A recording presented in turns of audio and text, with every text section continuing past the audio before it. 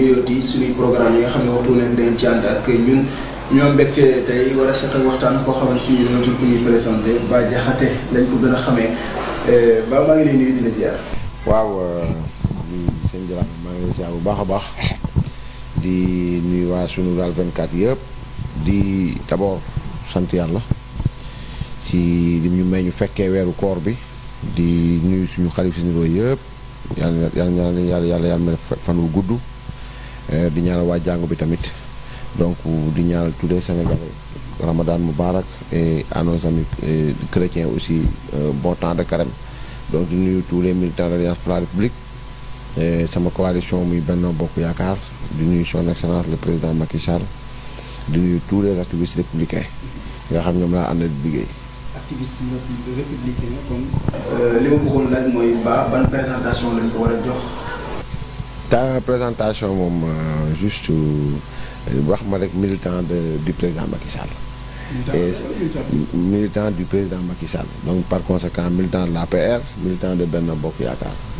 présentation ko ça me suffit. ok dinañ dugg ci biir waxtaan bi ci yeneen yu gën a yaatu mais li nga xam ne moom la ñuy dooree ba mooy procès bi doxoon ci diggante Mame Mbaye Niang Ousmane Sonko tey ñu gis verdict bi nga xamante ni yoon dogal na ko ci ban gis-gis nga jaaw. gis-gisu citoyen boo xam ne gëm na justice am gisu citoyen boo xam ne wóolu na justice am donc d'habitude moi je dis que man républicain laa donc tribunal dama jàpp ne tey lim ñu jàngal ñun Sénégal jàngal bu am solo la bi jiitu mooy le tribunal vient de montrer à Ousmane Sonko qu'il est indépendant parce que boo xoolee nit ñi dee fii yëpp alalu jàmbur yu ñu lakk yëpp ñi toog xëyuñu damuy jaay les forces de l'ordre mobilisées parce que tout simplement Pastef yaakaaroon nañ ni président Macky Sall dafa utiliser justice bi pour ñu xañ ko candidature am. mais est-ce que li ngeen ci doon xaar.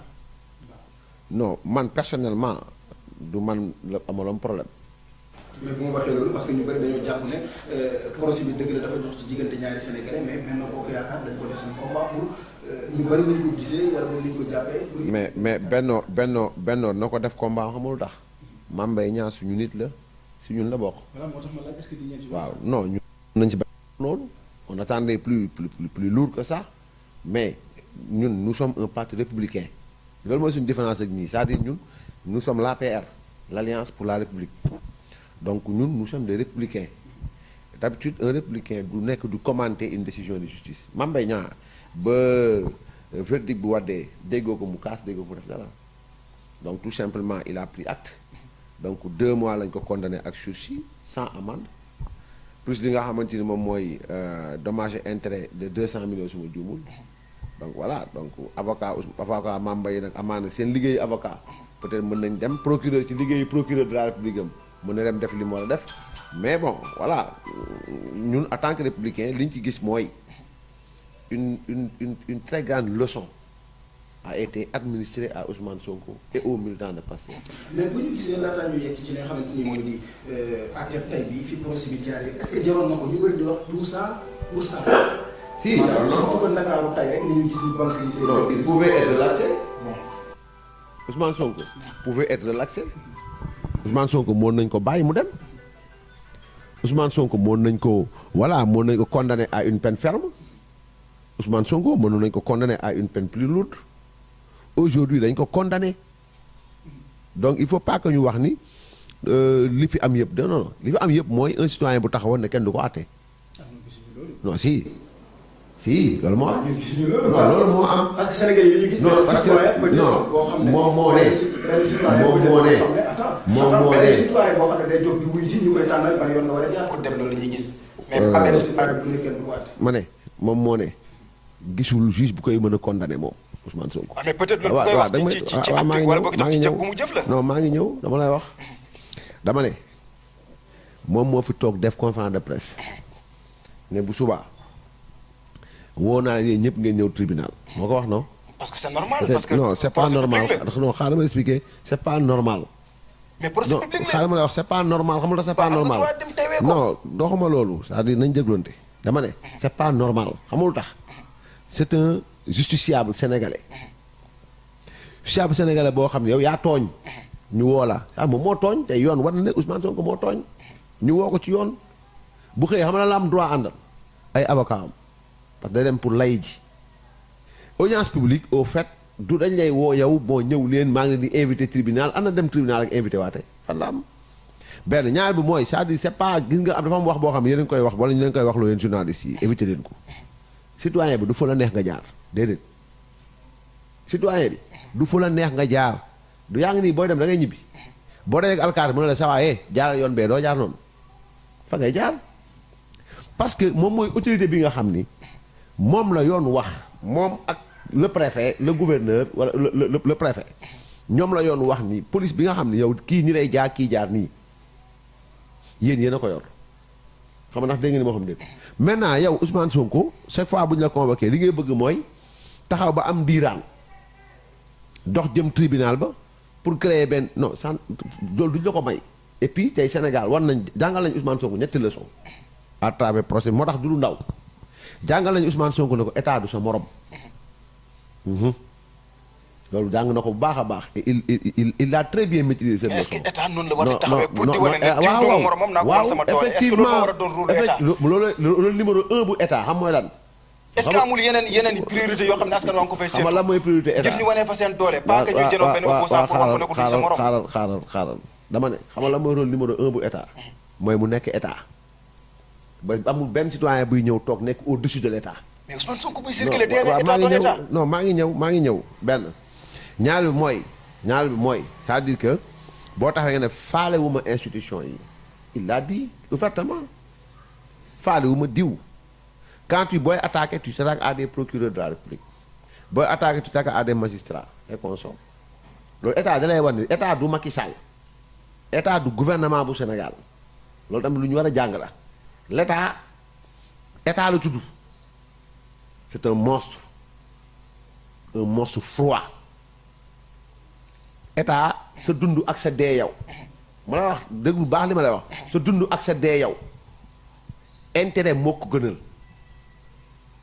sa avancement ak sa recul intérêt état moo ko gënal moo tax ñuy wax ni état moo am légitimité def violence xam nga ndax dégg nga moo xam ne dans ce cas de figure l'état peut mentir moom la jig l'état peut tuer moom la jig l'état peut gracier moom la jig ça c'est l'état Macky Sall en est le chef il n'est pas l'état xam nga dégg nga moo xam ne état tey juge bi doon àtte tey Ousmane Sonko état la bokk il n'a rien à voir avec le président Macky Sall parce que kooku pouvoir la yor c'est le pouvoir exécutif, le pouvoir judiciaire Macky Sall est le pouvoir exécutif mais il est le garant du bon fonctionnement de tous les pouvoirs yi nga xamante ñoom ñoo nekk ci état moo tax il en est le chef. police mënul ci man dara mënu maa wax ne ni ngay jaar gendarmerie mënu wax ni ngay jaar état wàll ne du ma. ñaar bi mooy c'est-à-dire on a montré à Ousmane Sonko que ni il n'est pas un citoyen boo xamante ni du justiciable moom tey war nañ ko ni il est injusticiable war nañ ko ni boo tooñee dañuy teg ci kanamu buur àtte la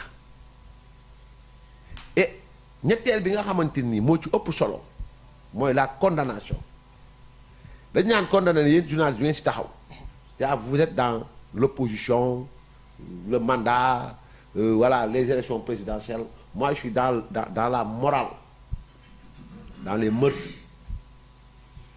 une diffamation c'est-à-dire c'est un mensonge mooy fen mooy nga yëgati ay tuuma teg ko ci deru nit ngir gàkkal ko gàkkal dignitéem wala nga gàkkal honneur am wala nga gàkkal nangam diw dafa sàcc tu l'as dit ouvertement tey Ousmane Sonko attrait à la barre ñëpp xam nañ ne amul benn preuve ci li muy wax loolu xam ngeen ko yéen ñëpp ça vous tous vous le savez.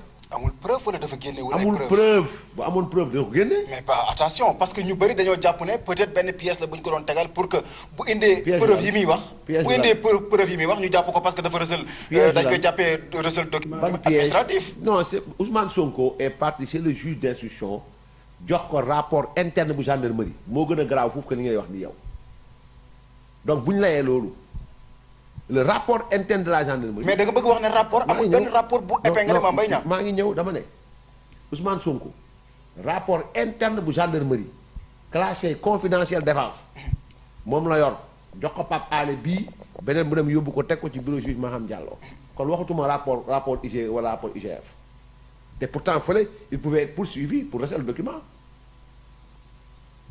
loolu la donc maintenant tey dañu leen dugal des fois nam si piège yoo xamante ni dama ne la Ousmane Sonko a diffamé il ne détient pas de preuve et loolu war ñu jàngal lu bëri mooy jiiñ na fi Mamour Diallo aussi de détournement de 94 milliards ba léegi may waxee nii ak yow Ousmane Sonko est incapable de sortir la moindre preuve ci li mu doon wax journaliste yi laaj nañu ko ba sonn ba léegi génnewu ko ban banque la nekk ak numéro compte bancaire bi te moo ko waxoon il n'a pas de preuve Ousmane Sonko moo fi toog mars 2021 tous les Sénégalais l'écoutaient mu taxaw gëmloo Sénégalais yëpp ne leen massage fa doon def Sweet Beauté cette condamnation bi ñu ko condamné tey prouve day wane ni day firnde ni Ousmane Sonko yàgg na fen Sénégalais yi te saa yi demee kanamu yoon te maa la wax ni c'est la deuxième fois ñu koy condamné pour l'affaire des 94 milliards procureur bi muy wax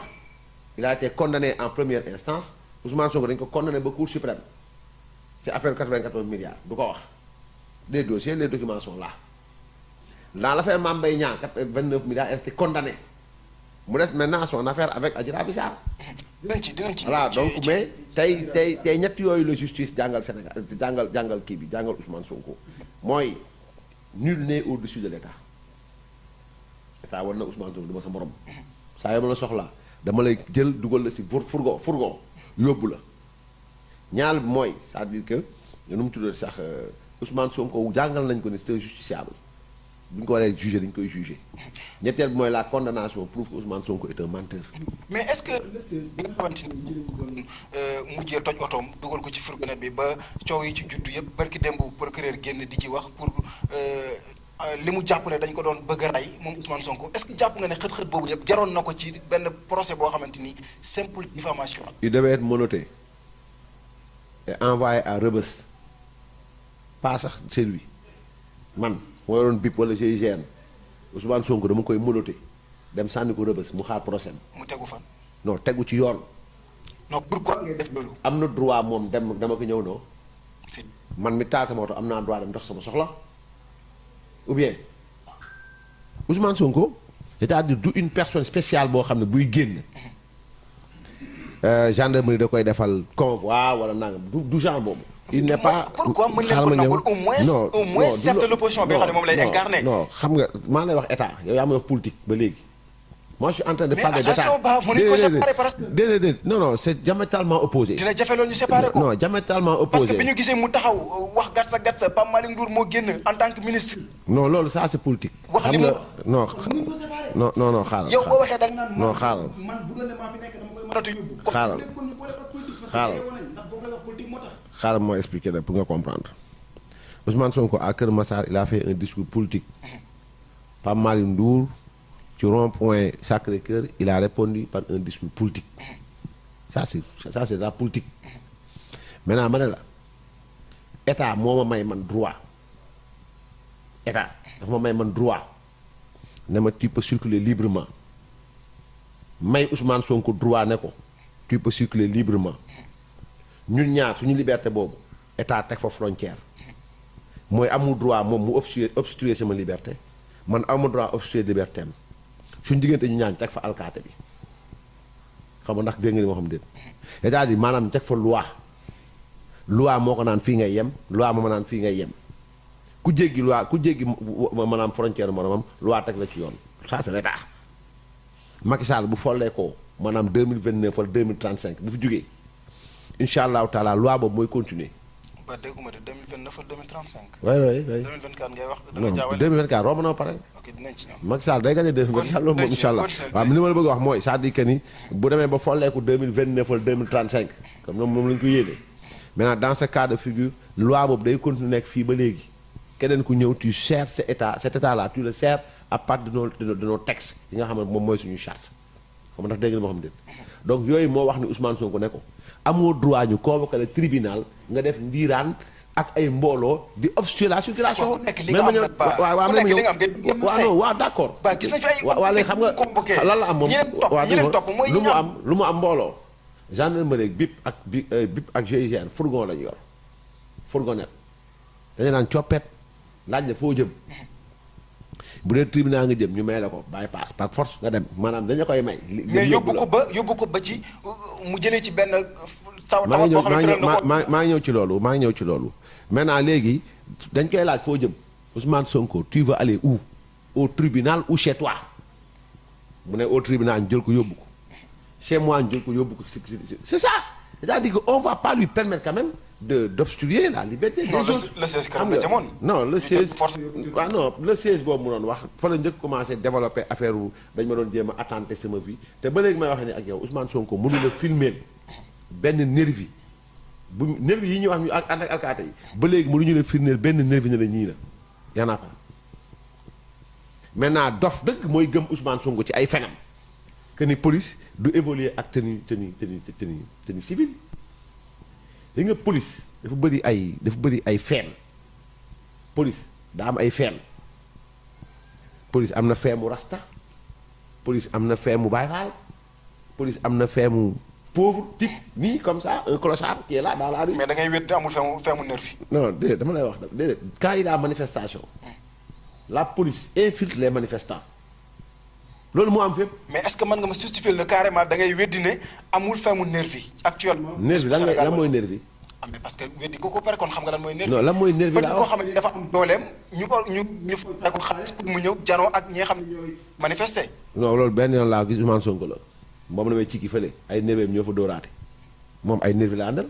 moom nga gis. moom laa gis. ok mais la police yéen am na vous devez même pas développer cela xam nga lu tax loolu ci xelu Ousmane Sonko la nekk. il a traité l'armée de mercenaires. mercenaires mooy nervi rek loolu yëg traité il a traité notre armée nationale de mercenaires fële ci Mali. c'est la même idée qui continue c'est-à-dire que c'est quelqu'un qui se fout du Sénégal c'est pas son problème yàlla métti mu xam na ko c'est pas son problème parce que déjà c'est le premier candidat boo xam ni il aspire à diriger notre pays mu porte plainte le Sénégal et les Sénégalais c'est le premier bu ma def Ousmane Sonko il a porté plainte Sénégal ak sénégalais yi xam na leen porté plainte est-ce que pour discrimination contre le peuple de la Casamance et particulièrement les Joola dem déposer ko Nations Unies ça ñu bëri dañ ko bàyyi boyal ko doonu est-ce que loolu c'est pas une philosophie irrédentiste wala séparatiste. mais est-ce que nekkul luñ gis. yow loolu est-ce que nekkul luñ gis parce que léegi. yow loolu da nga ko gis yow. mais ñaati yoon nga fi dégg ay sorties yoo xamante ni est-ce que li ma wax ci français yow non dafa naan est-ce que li ma wax ci français yow waa dégg ma parce que Ousmane est-ce que li ma wax ci ci français politique bi yàggul est-ce que dara. li ma wax ci français dégg nga ko ci wolof maanaam Ousmane Sonko day toppee Sénégal xamul benn toppee nee na ñun waa Sénégal muy yow muy man muy yeneen maanaam dañoo boddi waa Casamance particulièrement nag joolaay loolu dafay am. est-ce que ñun lay wax. non il a porté plainte contre le Sénégal et les Sénégalais. jéegul yow doo Sénégalais. ba est-ce que ñun lay wax. non sama question foofu la nekk est-ce que ñun lay wax. xam nga yow yaa ngi dugg si xel Ousmane dama ne la yow doo Sénégalais. man dama taxaw foofu li mu wax mooy. est-ce que non ñun la xam nga bu doon porté est-ce que ñun la plainte plainte. non bu doon porté plainte Macky Sall wala muy porté plainte day bind Macky Sall. waaw. xam nga dégg ni moo xam ne daal di il devait porter plainte contre le président Macky Sall wala comme contre Félix Antoine Diome comme ñoom lay faral di am problème mais il a porté plainte contre le Sénégal État et les Sénégalais man ci laa bokk yow yoroo garanti Sénégal. mais jàpp ma ne man la porte plainte. non dama lay wax non yow bu la neex génn ci parce que yaa ngi koy wutal buntu. non pas wutal buntu mais c'est la première fois laa la wax dans l'histoire politique du Sénégal un homme qui aspire à nous diriger porte plainte contre nous maa ngi koy door a gis. maintenant beneen bi mooy Ousmane Sonko lépp lu muy wax ci àddunaam balaa muy pare ban discours bërki démbam bi il a parlé de xeet ak waaso comme président Macky Sall tu sais que nous Alliance pour la République suñ trésorier parti Joola la Casamance la dëkk Abdoulaye Badji la tudd. mais dégg nañu ko bokk ci yéen. non taxaw assemblée ne ku fi taxaw dama lay wax ku fi taxaw ngir contre troisième candidature ñun xeet sàngam dinañ jël suñu jaas. non jaflante ak yow loolu dégg nga ko kooku biir assemblée nationale la nekk. mais ci yéen la bokk dama lay wax dama lay expliquer dama lay wax dama ne biir assemblée mais ci yéen la nationale bokk. waaw non dama lay expliquer Ousmane Sonko toog na ne dañu war a fusiller Sénégalais yi du ngeen ko commenté yéen dañu war a fusiller ancien non président buñ yi ci waree commenté dañ koy toog commenté. na fii yaayu Alpha Omar Sow mu ne ko boo téewul sa doom bu ñëwee te Casamance dañ koy daggatee c'est la même chose même ñaar ñëpp li ñuy wax jaaduwul ñoom ñaar ñëpp laa wax li ñuy wax jaaduwul. mais li ma la bëgg a wax mooy ci Ousmane Sonko la gën a bone parce que moo ñu bëgg a jiite ñun. maintenant c'est le seul homme politique buy toog Sénégal buy wax déjà juge bi ko jugé tey da koo récusé woon nee na juge bi baaxul nee na du ko baax waru koo àtte parce que du àtte yoon juge boobu tey moo ko sauvé maanaam le juge. est-ce que tegg na ak dama la wax le juge l'a sauvé. est-ce que waroon dans le code pénal du Sénégal. diffamation nga def ko sur un ministre de la République waxuma sur un particulier gën jaa néew mënoo am moins de 3 mois ça c'est le code pénal moo tax dégg nga moo xam ne et dans cette affaire muy jurisprudence l'affaire Mame Mbaye Niang amul kenn kuñ ci tëj moins de 3 mois le juge l'a sauvé parce que au fait il a peut-être usé de l'esprit voilà de l'esprit des lois peut-être. Parce que toute justice est rendue au nom du peuple. Justice boo gis c'est rendu au nom du peuple. est-ce que nekkul gatsa bi dafa def effet ci procès bi ba tax ñu bon ba ñu sauver ko ci. là yow da nga saaga état fi mu toll nii. non. aussi wax loolu. xamul tax non dama lay wax xamul tax. xam nga gatsa boobu ngay wax. juge bi ko doon àtte lijjantiwu daa dàq ya avocat am. ok mais loolu nga may tontu rek mais man yaa ngi saaga état. loolu xamul tax ma wax la ko. déedéet xam nga moo tax des fois vocable il faut ñu def ci le pouvoir judiciaire rend la justice en notre nom au nom du peuple ñun lay rendre justice. maintenant Ousmane Sonko dafa tooñ Mame Mbaye Niang gis nga ma wax la benn affaire le juge bi ko doon àtte xam da ko récusé le juge dafa dàq ay avocat Ousmane Sonko ci biti am ñoo xam ne dañ porter plainte au niveau du barreau bañ dàq leen ñoo ñoon nangam sangam donc il a rendu son verdict le procureur peut ne pas être d'accord procureur def appel ah donc ce qui veut dire que la condamnation n'est pas encore définitive mais li ma la mën a wax mooy ci cas bii laa la wax la condamnation waru woon moins 3 mois ci kaw jurisprudence Mame Mbaye Niang maintenant nag le juge il use de l'intelligence peut-être de la justice moom tax comprendre moo xam ne pour bon voilà donc parce que ma wax léegi c'est rendu au nom du peuple am na loo xamante ni bon peut-être moom da koy éviter wala nangam sangam mooy mais c'est déjà quelque chose de bien man li ma ci amal solo mooy il a été condamné. ok donc il a léegi wax nga ci ginnaaw sa biir wax ne bu doon ne yaay Ousmane Sonko bu doon yaa nekk ci place yu keroog ñi ko yóbbu ci këram da nga koy mënatee yóbbu prison sa problème ak Ousmane Sonko. amul problème ak moom lan la ba tax. non parce que dama problème dégg nañ sa benn wax nga ne. yow ak Ousmane Sonko maanaam da nga ko topp ba keroog muy tëddi prison maanaam bu tëddul kaso yow doo am jàmm. non lan mooy problème bi dama ne rëbës wala mbëbës. voilà lan mooy seen problème. rëbës wala mbëbës moom déjà dem mbëbës weesuwul sax ay condamnation ci ay fen magam ñoom bu toll moom bon mais j'ai pas de problème particulier Ousmane Sonko tu sais pourquoi li tax ma wax la ko mooy man su ma doon le juge en février 2021 Ousmane Sonko ba mu duggee bureau du juge fi violeur dem fa lay dem. ok parce que am na ay preuves yu ko fa yóbbu. non y a pas de preuve y a combien de violeurs qui sont en prison établi guñ seen culpabilité y en a beaucoup bëri na. kon foofu juge bi dafa def erreur. déedéet du erreur non comprendre ma wax de juge yoon may na ko mu mettre le contrôle judiciaire yoon may na ko. mu yóbbu le mandat de dépôt peut-être yu war a tax mu yóbbu ko kaso te yóbbu ko fa déggoo ma de non dama ne contrôle judiciaire xam nga tey jii am na ay éléments yu am ci El Malick Ndiaye ndombal tànk suuf la am mooy ndamal mooy xam nu mu tudd la mu dof Pastef voilà donc. mais ñu bañ ko parce que boo ko catégorisé foofu. yaakaar naa ne non attends bu ko tuddee loolu. parce que nekkul moomeelu Pastef. waaw Pastef la non bu El Malick Ndiaye la bul déplacé bul déplacé ñu ngi xaar ku bokk APR. non mu nekk ñu war ko mën a takkal bu defee infraction bu ko jar. infraction la. mais attention bu ko moomeelu Pastef. dégg nga ma wax infraction la parce que li nga wax ci institution yi. dégg nga ma wax dama ne wax ko ci procureur bi wax ko ci ne loolu moo nekk ci di nga noppalu de infraction laa wax infraction la ak foo mën a bokk la mu dof la bokkal APR bu subaa nga def ko. mais bu ko tuddee la mu dof. waaw non la mu dof la xamul dama nekk la mu dof. parce que même ñi ci biir prison bi. non ñoom ñu ne ci biir prison bi de attention yaa ngi déplacé wax ji. non attends. non déet yaa ngi déplacé wax dama ne la mu dof xam mooy lan mooy wax ay waxu dof bañ takkal lam El Malick Ndiaye waxu dof la wax bañ takkal ko lam xam ndax dégg ni moo xam déet voilà faut pas déplacer le débat yóbbu ko ci affaire kii maa ngi ñëwaat ci Ousmane Sonko dama ne la ba mu ñëwee mois de mars 2021 Ousmane Sonko primo waru woon dellu këram secondo il devait être poursuivi pour appel à l'insurrection moom Ousmane Sonko man laa bu doon maa àtte laa wax na 100 personnes dee. problème bi waaw dégg ma wax la non waxuma la noonu xam nga problème Ousmane Sonko mooy moi je respecte. parce que ñu bëri dañoo dem ba jàpp ne dafa am benn mbañeel bu am ci Ousmane Sonko. non subhanallah. non parce que Sénégalais bi tax mu yéene nit kaso xaaral non xam nga kan lañu yéene nit kaso koo xam day yéene réew mi ñu dee pour mucc ci kaso maanaam moom la nit ñi dee dans l'affaire Mame Mbaye Niang amul ay booy yu dee danaa qui sont morts tey bañ ko condamné à 2 mois sursis dëggal ne da doon fen ñoom dañu doon jubilé ñi dee ci lan lañ dee nëbb fen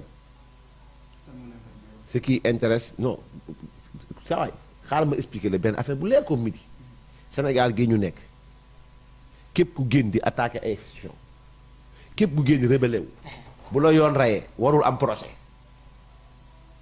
tu dois être enterré sans les honneurs moo tax dégg na moo xam ne c'est-à-dire ku fi jóg di taal ay Auchan ku fi jóg di taal ay TER ak BRT ku fi jóg di attaquer yëfu jàmbur ndax lan ndax voilà ay affaire Ousmane Sonko yi ku fi jóg di songu ay takku der ci Mali foro ak ay cocktail Molotov buñ la rayee laa wax tu dois être enterré sans les honneurs et sans procès.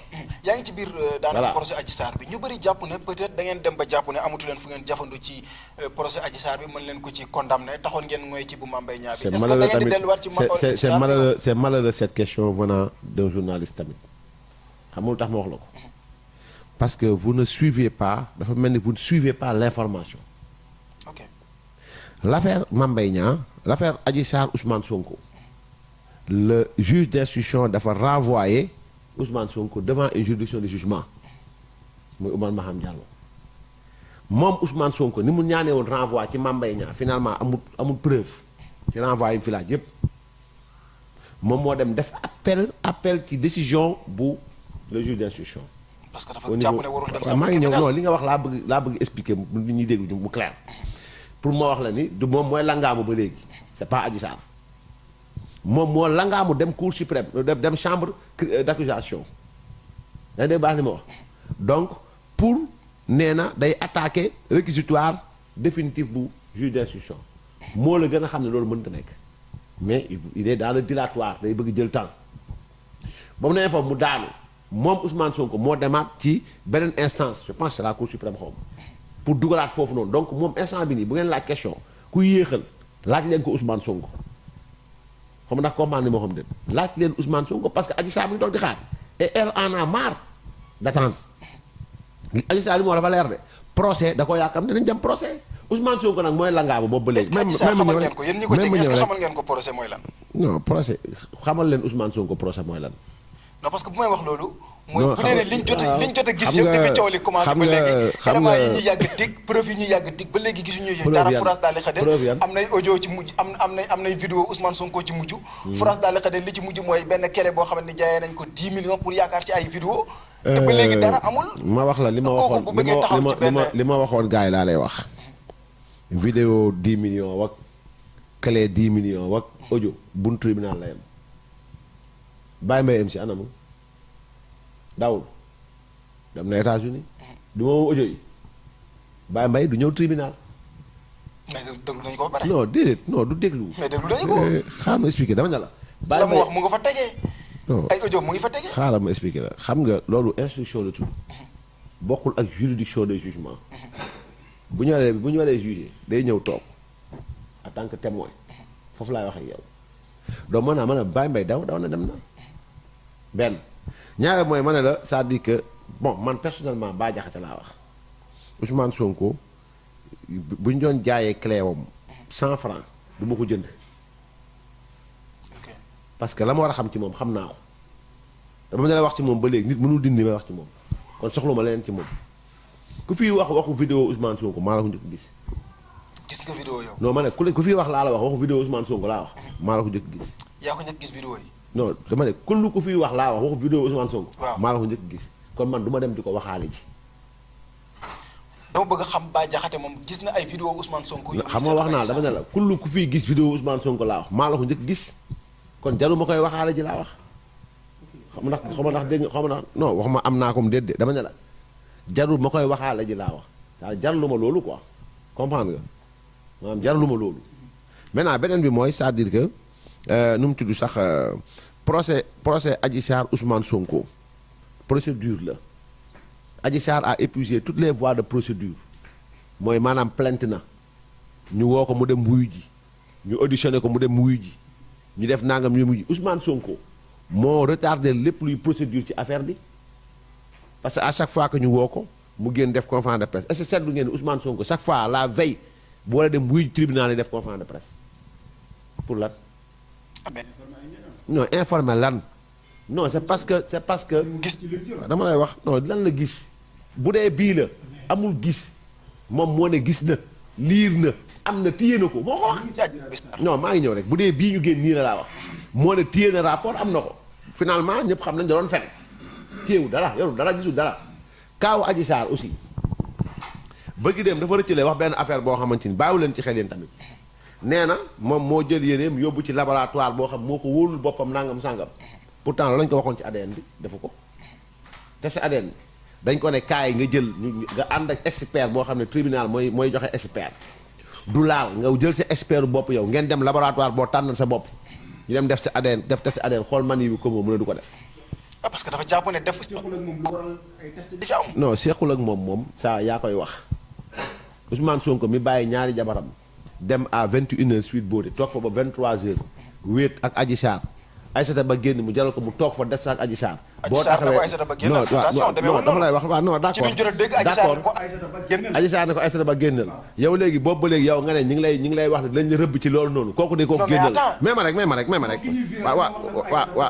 waaw même ma wax rek même dama expliquer xanaa xamoo viol même Adji Sarr bu génnoon bu newoon Aïssata Ba génnal may ñun ñaar Ousmane Sonko nangu toog ci biir néeg bi Adji Sarr nangu di fóonanteeg Ousmane Sonko ñu fóonante ba seen yaram tàng ñoom ñaar Ousmane Sonko bu naree jël awraam def ko ci Adji Sarr bu ko Adji Sarr ne arrêté bu si defee benn viol la donc bàyyi leen loolu ngeen di wax c'est-à-dire loi dafa am nu mu qualifier viol est-ce que man la maintenant Ousmane Sonko moomu bu dekkee dañ ko complot kon ci bànneexu ba kanam xam ndax dégg nga moo xam déet maintenant procès boobu nag ñu jëm je pense que amul sursis et c'est un juge comme juge bi ko jox tey 2 mois sursis moo koy jugé voilà. La fin yéen vous mettez les droits de l'homme en dessous vous mettez les droits de Adji Sarr en dessous de la chose politique man en parlant de cette jeune fille nga am rakk bu jigéen ma am rakk bu jigéen nga am mag bu jigéen ma am mag bu jigéen keneen am ko je mets les droits et la dignité de Adji Sarr au-dessus des élections présidentielles. Je mets la dignité des 14 jeunes qui sont morts croyant avoir défendu Ousmane Sonko dans la vérité.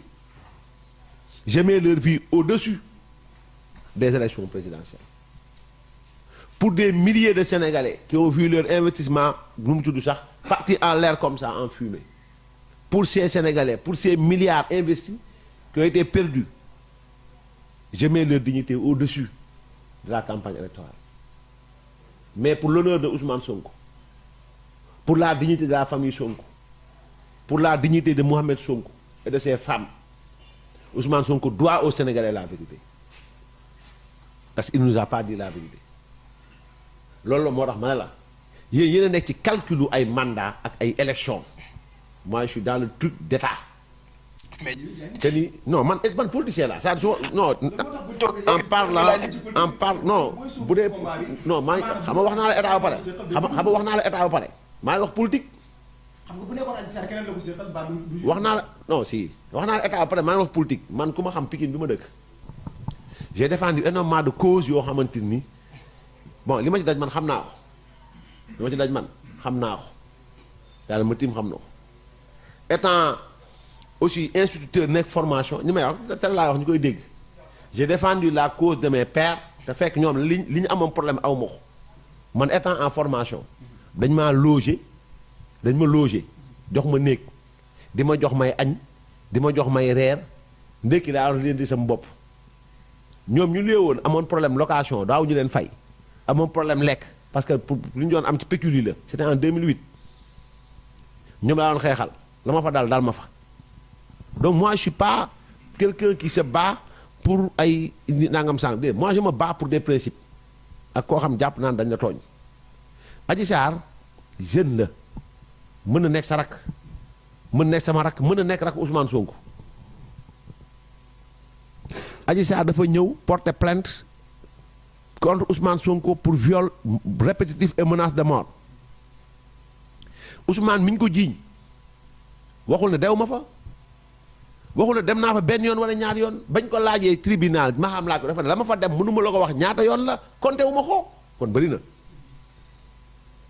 maintenant ñu laaj ko ndax ndaw si nee na da nga séq ak moom dëgg la wala dëgg mu ne bu ma ko laajati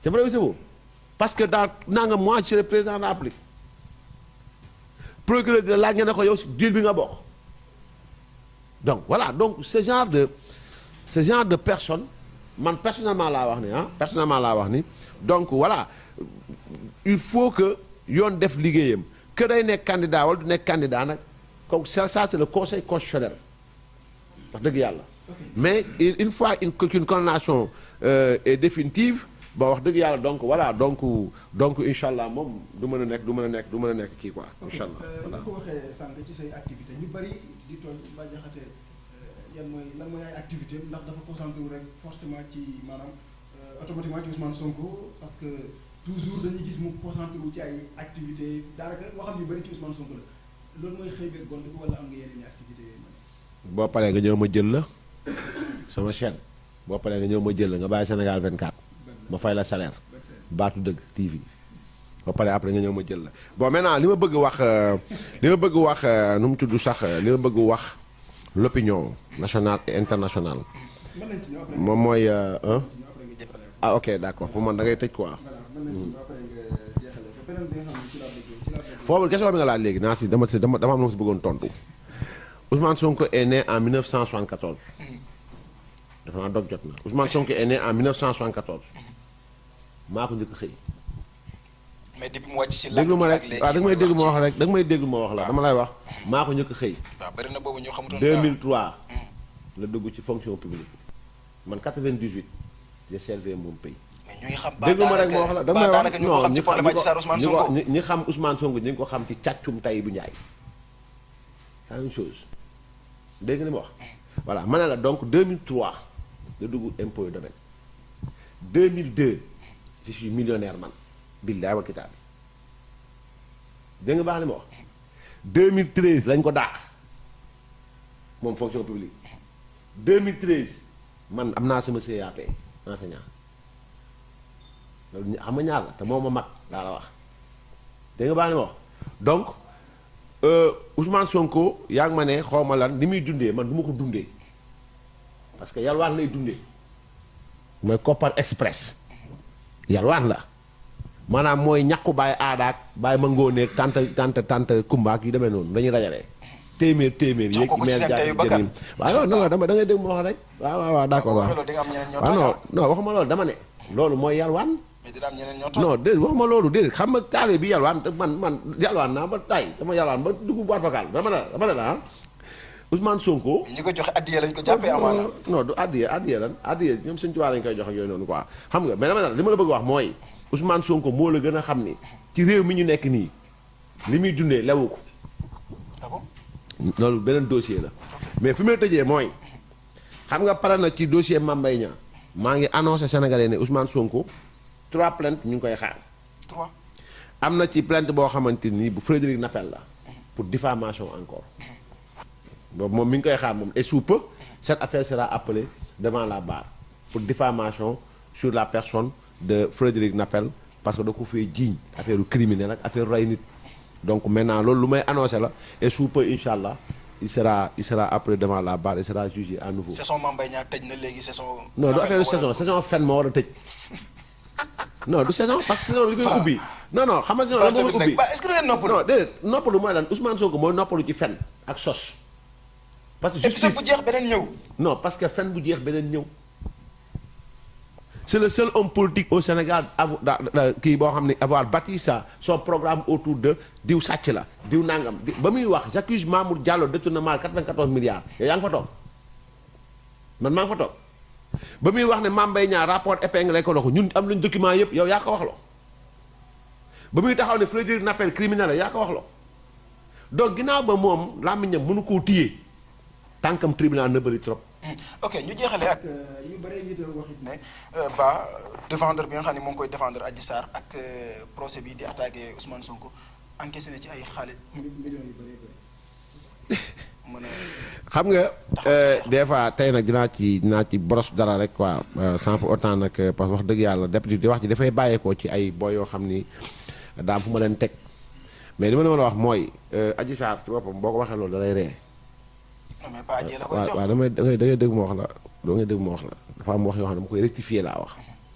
Adji Sarr man ak moom mosuñu tegante bët nii waaw mosul toog ma toog non mosul toog ma toog j'en ai pas besoin li ma la wax yëg-yëg bi ma am ci sama rak ba bokkoon ndey ak baay laa am ci Adji Sarr ça c'est pas c'est ça c'est l'aspect c'est le côté moral c'est le côté humain de la chose benn ñaar mooy mosuma toog ak leader politique di ko wax ci kaawu Adji Sarr kon ñàkk leen respecté la parce que dama gëm ne mbir mi du complot yaa ngi dee baax ni ma wax kantaa nag Bah Diakhaté fan lay jëlee xaalisam ak nangam sangam Bah Diakhaté jëngu man la booy banlieue la pikinois la xam nga ndax dégg nga moo xam déet xam nga laa gëm gense moo ni maanaam damay xëy nekk ci business bi di ko takkale ànd ak ay guerrier di ko takkale balaa ngoon a jot sama kër lu leew laa fay dugal ñeenteel bi dimanche mooy je suis militant de l'Alliance pour la République am ay leader am ay responsable yoo xamante bu ñu ma mayee ak maa koy jël def sama poche ku ma ci may oto ma jël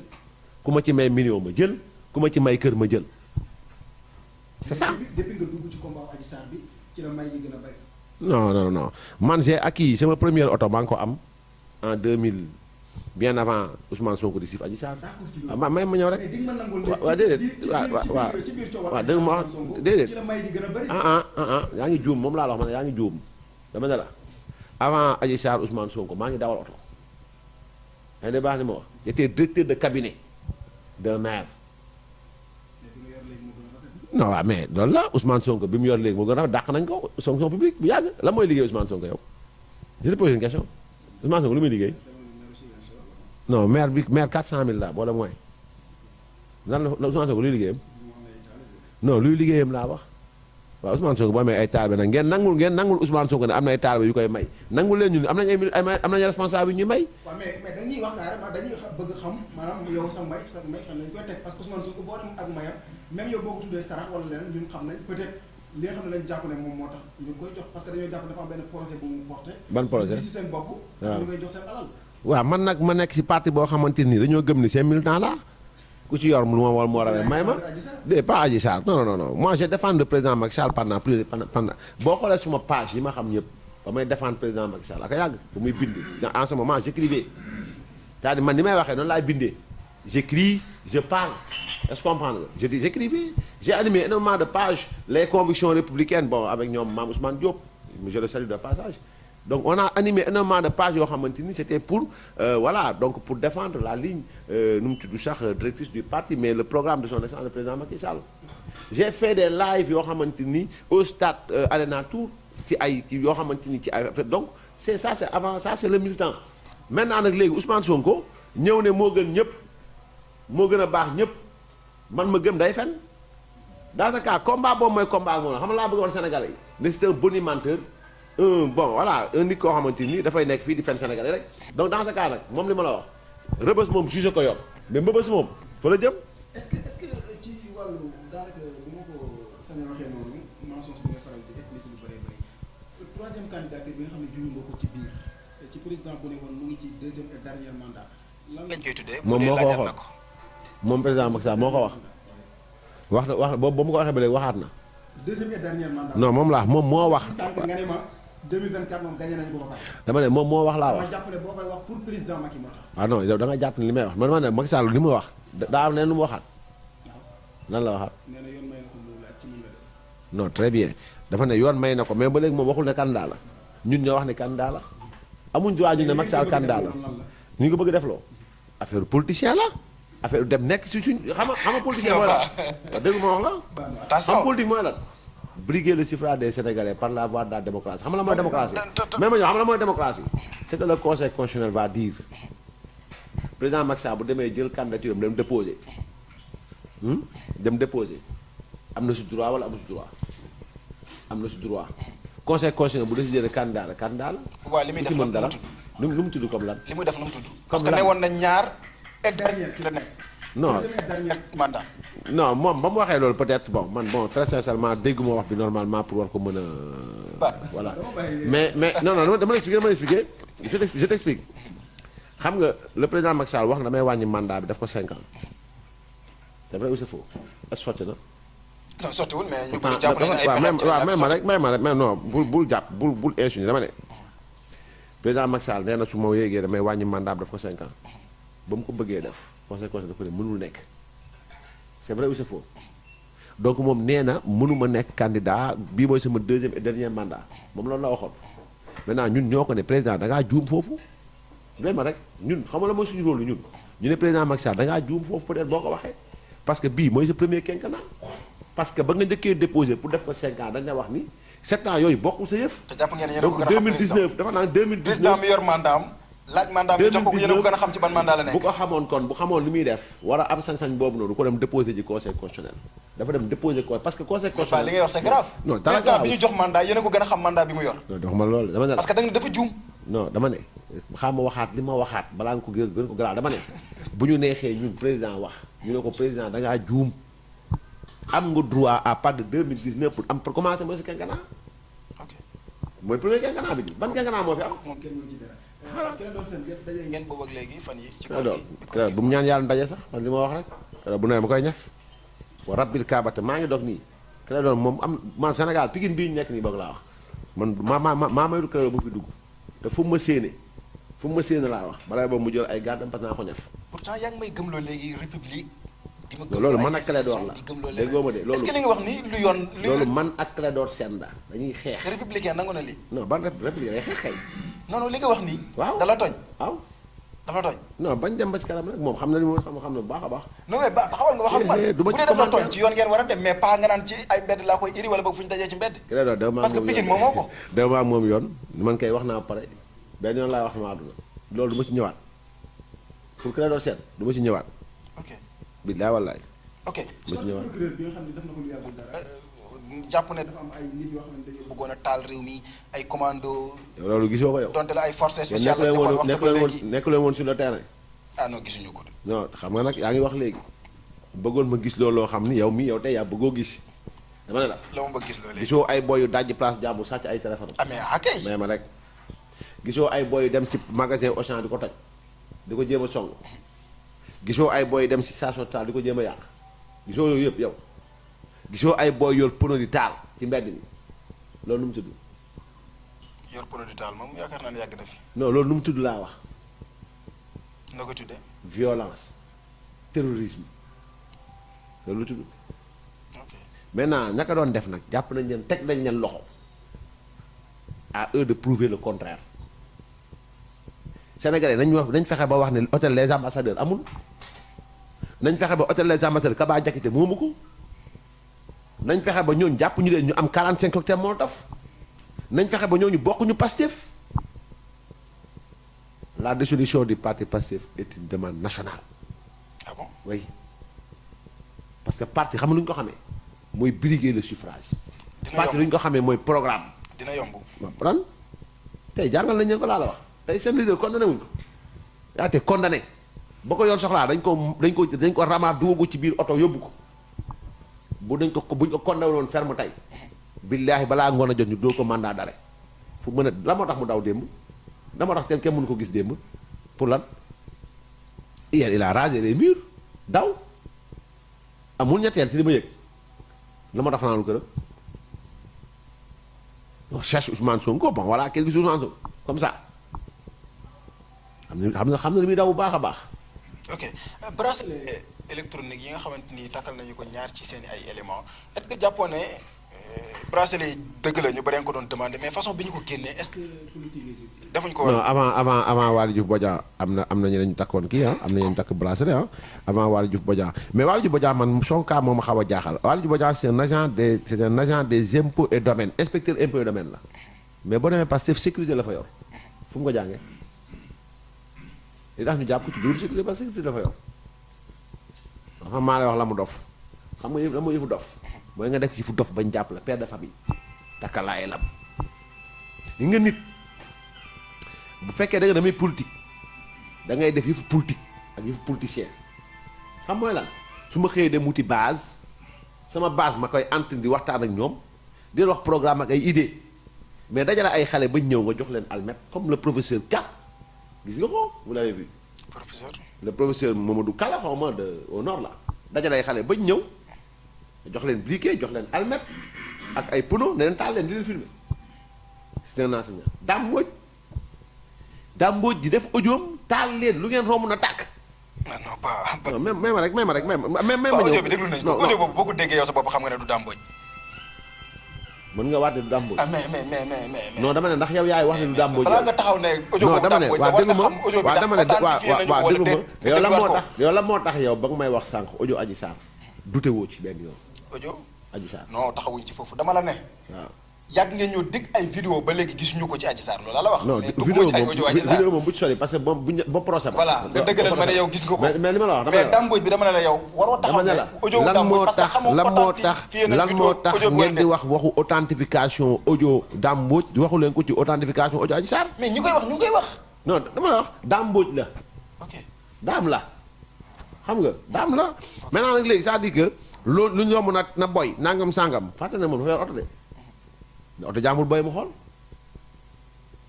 parce que ñii yi ñuy woote nii ne oto jàmbur boy mu xool taal leen poto yi poto lampe yi acca nañ ci dem moom poto lampe buntu këram la tàkk billaahi poto lampe laa buntu këram la tàkk te def mu daw bàyyi jabaram ci biir moom daam bu ñu nekkee ci kanam micro nag bon voilà dañuy poto lampe laa moo def te def daam bàyyi jabaram ak ay doomam ci biir wàcc ci suuf daw kooku donc matul dara quoi voilà. jërëjëf ba li ñu amoon ci temps jeex na ma bàyyi la nga.